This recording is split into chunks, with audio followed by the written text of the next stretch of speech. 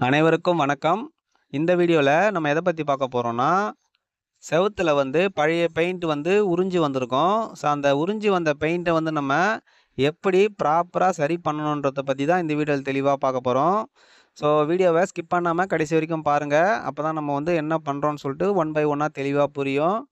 வாங்க இப்ப நம்ம நேரா வீடியோக்குள்ள போயிடலாம். அப்படியே மறக்காம நம்ம சேனலையும் ஒரே ஒரு சப்ஸ்கிரைபர் மட்டும் பண்ணிக்கங்க.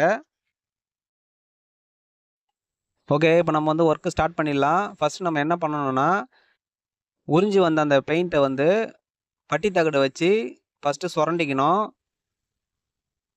பெயிண்ட் எங்கெங்க உறிஞ்சு வந்திருக்குதோ, அத மட்டும் நம்ப சொரண்டி எடுத்துட்டா போதும். மத்த பெயிண்ட்லாம் ஸ்ட்ராங்கா தான் இருக்கும். அத நம்ம சொரண்டுறதுக்காக ரொம்ப ஹார்ட் ஒர்க் பண்ண வேண்டாம். பழைய பெயிண்ட், பழைய பட்டி இது எல்லாமே மொத்தமா பேத்துட்டு வந்துருக்கும். அது எல்லாத்தையுமே நம்ம பேந்தது எல்லாத்தையுமே நம்ம தகடு வச்சு நீட்டா சொரண்டிக்கணும். உறிஞ்சு வந்த பழைய பெயிண்ட் எல்லாத்தையும் நம்ம இப்போ சொரண்டி எடுத்துட்டோம். நம்ம சொரண்டி எடுத்த இந்த பழைய பெயிண்ட்ட கட்ட பிரஷ்ஷ வச்சு நீட்டா கிளீன் பண்ணிக்கணும். அடுத்ததா நம்ம சொரண்டுன அந்த இடத்த பிரஷ்ல தண்ணி தொட்டு தடவி விடணும். எதுக்காகன்னா, நம்ம அந்த பழைய பெயிண்ட்ட சுரண்டும்போது வால்ல டஸ்ட் நெறைய இருக்கும். அந்த டஸ்ட்டோடவே நம்ம பட்டி அப்ளை பண்ணோம்னா, பட்டி ஒட்டாது. அப்படியே நம்ம பார்த்துட்டாலும், பட்டி சீக்கிரமா பேத்துட்டு வந்துரும். இந்த மாரி நம்ம தண்ணி தொட்டு நனச்சிட்டோம்னா, அந்த டஸ்ட் எல்லாமே அடங்கிடும். அதுக்கப்புறம் நம்ம காஞ்சதுக்கப்புறம் பட்டி பார்த்தா, நல்லா கிரிப்பா, ஸ்ட்ராங்கா புடிக்கும். அடுத்ததா நம்ம பட்டி ரெடி பண்ணிக்கலாம். இதுல நம்ம எடுத்துக்கிற பட்டி, பிர்லா கம்பெனி பட்டி 1 கிலோ எடுத்திருக்கோம்.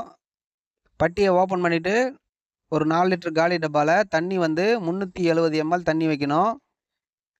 தண்ணி வச்சுட்டு, இந்த 1 கிலோ பட்டி ஃபுல்லாத்தையும் கொட்டிக்கணும். பட்டிய டப்பால கொட்டிட்டு, இந்த பட்டிய நம்ம கையில தான் மிக்ஸ் பண்ணணும். கையில நம்ம 1 நிமிஷத்துக்கு மிக்ஸ் பண்ணணும். ஸ்டார்ட்டிங் கொஞ்சம் ஸ்லோவா மிக்ஸ் பண்ணிட்டு, அதுக்கப்புறமா ஒரு 20 செகண்டுக்கு பட்டிய நல்லா வேகமா மிக்ஸ் பண்ணணும். வேகமா மிக்ஸ் பண்ணா தான் நல்லா பேஸ்ட் மாரி வரும். கையிலேயே நம்ம சுத்தி சுத்தி நல்லா மிக்ஸ் பண்ணணும். மிக்ஸ் பண்ணதுக்கப்புறம் இந்த மாரி திக்னஸ்ல வரும். இந்த மாரி வந்தா தான் நம்மளால பட்டி கரெக்ட்டா பார்க்க முடியும். பட்டிய மிக்ஸ் பண்ணி முடிச்சதுக்கப்புறம் கைய நம்ம தண்ணீல கழுவிக்கலாம். ஈஸியா போயிடும். பட்டி அப்ளை பண்றதுக்கு 4 இன்ச் பட்டி பிளேட்ல அப்ளை பண்ணணும். பட்டி பிளேட்ல பட்டி இந்த மாரி கொஞ்சமா எடுத்துக்கணும். எடுத்துக்கிட்டு டேமேஜ் ஆன அந்த இடத்துல பட்டிய சென்டரா இந்த மாரி வச்சு விட்டுறணும். வச்சு விட்டு அதுலேருந்து பட்டிய கொஞ்சம் கொஞ்சமா எடுத்து, அந்த டேமேஜ் இருக்கிற இடத்துல சுத்தி பட்டிய அப்ளை பண்ணி பார்க்கணும். ஃபுல்லா இடத்தையும் நம்ம கண்ணா முன்னான்னு வலிச்சுக்கலாம். வலிச்சுட்டு லாஸ்ட்டா தகட கரெக்ட் பண்ணி இந்த மாரி வலிச்சு விட்டுறணும். நம்ம பட்டி வலிக்கும்போது தகுடுல கோடு கோடா விழும். அந்த மாரி விழுந்தாலும் பரவால்ல. நம்ம காஞ்சதுக்கப்புறம் அது ஈஸியா தேய்ச்சுக்கலாம். நம்ம அந்த டேமேஜ் ஆன இடத்த நம்ம ஃபில் பண்ணி பார்க்கணும். ரொம்ப அதிகமாவும் ஏத்தி பார்க்கக்கூடாது. அந்த பள்ளமா இருக்கிற இடத்த இந்த பட்டிய அப்ளை பண்ணி மட்டமா பார்த்துக்கணும். பட்டி அப்ளை பண்ணும்போது தகுட நம்ம ஒரே பக்கமா வலிக்கக்கூடாது.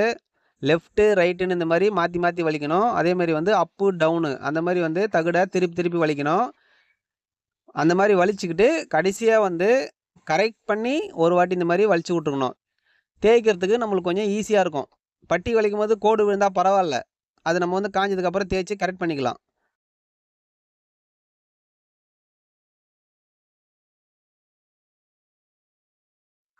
இப்ப நம்ம ஃபுல்லா பட்டி பார்த்தாச்சு. இது காயறதுக்கு 1 மணி நேரம் ஆகும். 1 மணி நேரம் கழிச்சு நம்ம எமர் ஷீட்ட வச்சு தேய்ச்சுட்டு, அதுக்கப்புறமா நம்ம கலர் அப்ளை பண்ணி அடிச்சுக்கலாம். இப்போ பட்டி காஞ்சிடுச்சு. நம்ம எமர் ஷீட்ட வச்சு பட்டிய தேய்க்க ஆரம்பிச்சிடலாம். பட்டி தேய்க்கிறதுக்கு 120ஆம் நம்பர் எமர் ஷீட்ட வச்சு தேய்க்கணும். பட்டி தேய்க்க ஸ்டார்ட் பண்ணும்போது, ஃபர்ஸ்ட்டு நம்ம பட்டியோட ஜாயிண்ட் ஏரியாவ தேய்ச்சிக்கணும். விரல் ஷீட்டோட முனையில அழுத்தி புடிச்சுக்கிட்டு ஜாயிண்ட் ஏரியாவ தேய்ச்சு கரெக்ட் பண்ணி மட்டமாக்கணும். நம்ம எதுக்காக பட்டி தேய்க்கிறோம்னா, நம்ம பார்த்த பட்டி கொஞ்சம் தடிமனா மேடு மாரி தெரியும். அங்கங்க ஜாயிண்ட்லாம் தெரியும். நம்ம தகடுல வலிச்ச கோடும் நெறைய தெரியும். அது எல்லாத்தையுமே நம்ம கரெக்ட் பண்றதுக்காக தான் நம்ம எமர் ஷீட்ட வச்சு தேய்க்கிறோம். ஜாயிண்ட் இடத்த தேய்ச்சு முடிச்சதுக்கப்புறம், எமர் ஷீட்ட பட்டையா வச்சு பிளைனா இருக்கிற எல்லா இடத்தையுமே நம்ம நீட்டா தேய்ச்சிக்கணும். இதில் பார்த்தீங்கன்னா கிளியராக தெரியும். நம்ம பார்த்த பட்டி வந்து வாலில் இந்த மாதிரி தான் தெரியும். அதாவது பள்ளம், மேடு, அலைன்மெண்ட்டு இந்த மாதிரிலாம் தெரியும். இதையெல்லாம் நம்ம வந்து எம்ஆர் ஷீட்டை வச்சு தேய்ச்சி கரெக்ட் பண்ணிக்கணும். பட்டி தேய்ச்சி முடித்ததும் கட்டை ப்ரஷ்ஷை வச்சு இந்த டஸ்ட் எல்லாத்தையுமே நீட்டாக க்ளீன் பண்ணிக்கணும்.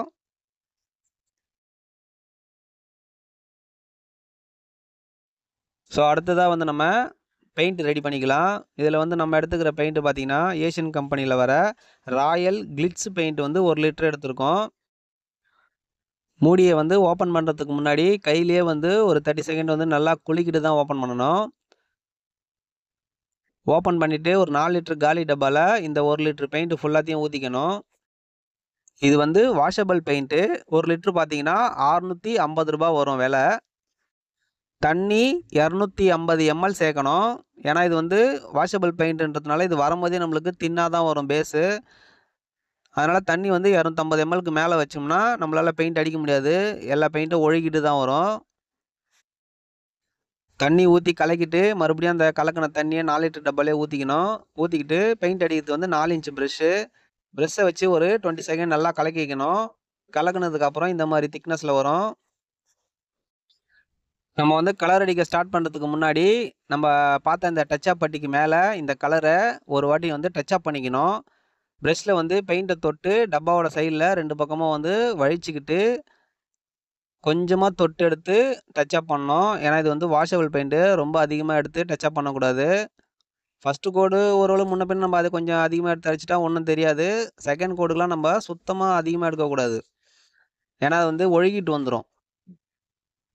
இந்த மாதிரி வந்து நம்ம எங்கெல்லாம் டச்சப் பார்த்தோமோ எல்லா இடத்துக்குமே வந்து இந்த கலரை வச்சு ஒரு வாட்டி வந்து டச்சப் பண்ணிக்கணும் ஃபஸ்ட்டு. அதே மாதிரி கீழ்கை டச்சப் பண்ணும்போது ப்ரெஷ்ஷில் வந்து பெயிண்ட்டை கொஞ்சமாக தான் தொட்டு எடுக்கணும். ஃபஸ்ட்டு வந்து இந்த மாதிரி ஓரம் கட்டிக்கணும். ப்ரெஷ்ஷை வந்து கிராஸாக வச்சு ஓரம் கட்டிக்கிட்டு அதுக்கப்புறமா வந்து ப்ரெஷ்ஷை பட்டையாக வச்சு அடிக்கணும். அடிச்சுட்டு நீட்டாக ஒரு வழி வலிச்சிக்கணும். இப்போ நம்ம வந்து டச்சப் ஃபுல்லாக பண்ணிட்டோம். இந்த டச்சப் பண்ணது வந்து ஒரு அரை மணி நேரத்துக்கு நல்லா காய விட்டுறணும். காஞ்சதுக்கப்புறம் நம்ம வந்து கலர் அடிக்க ஸ்டார்ட் பண்ணிடலாம். நம்ம அடிக்கிற இந்த வாலில் சீலிங்கில் ஓரம் கட்ட வேண்டிய வேலை இல்லை. அதனால் வந்து நம்ம கீழ் கையிலேருந்தே நம்ம பெயிண்ட் அடிச்சுட்டு போகலாம். ப்ரெஷ்ஷில் வந்து நம்ம பெயிண்ட்டை கொஞ்சம் கொஞ்சமாக தொட்டு எடுத்து அடிக்கணும். ப்ரெஷ்ஷில் வந்து பாதி அளவு தான் பெயிண்ட்டே தொடணும். ஃபஸ்ட்டு கோட் அடிக்கும் போது நம்ம நீட்டில் இந்த மாதிரி அடிச்சுக்கணும். சைடில் ஓரம் கட்ட வேண்டிய வேலை இருந்ததுன்னா இந்த மாதிரி பொறுமையாக ஓரம் கட்டி அடிச்சுக்கலாம்.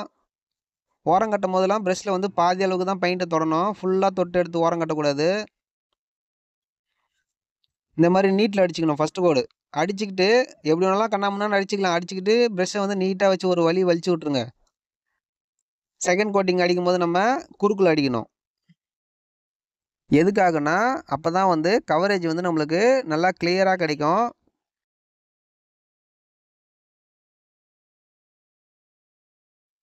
கீழ்கையில் ஸ்கட்டிங் பக்கம் அடிக்கும்போது டைல்ஸில் வந்து பெயிண்ட் ஏறாமல் கொஞ்சம் பொறுமையாக ஓரம் கட்டி அடிச்சுக்கலாம். ஏன்னா நம்ம வந்து ஸ்கட்டிங்கில் க்ளீன் பண்ணுற வேலை கொஞ்சம் நம்மளுக்கு மிச்சமாகும்.